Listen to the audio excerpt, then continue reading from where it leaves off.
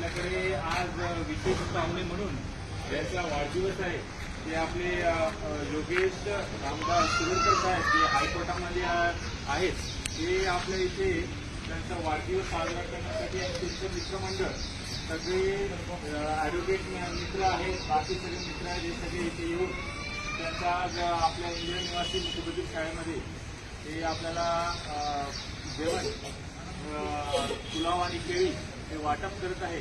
तर असं ॲडव्होकेट साहेबांनी फार मोलाचं काम केलं आहे की त्यांचा जो वाढदिवस त्यांनी अशा या गरीब मुलांना ज्यांच्याकडे अपंगत्व आहे, ज्यांना ऐकायला किंवा बोलता येत नाही, तर अशा लोकांना आज तुम्ही तुमच्या वाढदिवसानिमित्त जे काही तुम्ही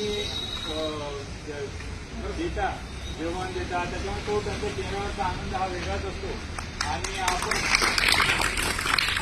आता सरांनी सांगितल्याप्रमाणे त्यांचा वाढदिवस सरांनी टाळ्या वाजवल्या तर असं त्यांना साईन लँग्वेजद्वारे त्यांना सांगावं लागते. आता मी काय बोलतो त्यांना कळत नाही, हे तुम्हाला आम्हाला कळते कारण तुम्हाला ऐकायला येते, त्यांना ऐकायला येते. बघायला गेलं तर हे नॉर्मल पोरच आहेत, पण फक्त त्यांना दिसत नाही आपण बघतो. कारण की अंधाचं कसं डोळे गेलेले आहेत, अंध ते दिसतंय, त्यांची कान आतमधला भाग हा डॅमेज झाल्यामुळे ते दिसत नाही आपल्याला.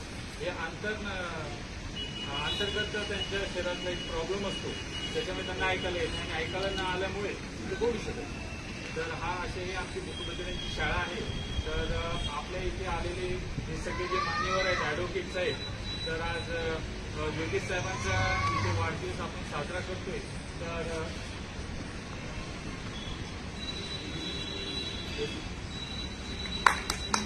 इथे आपल्याला लाभलेले सरांचे मित्रमंडळी आहेत, त्यांचे सगळे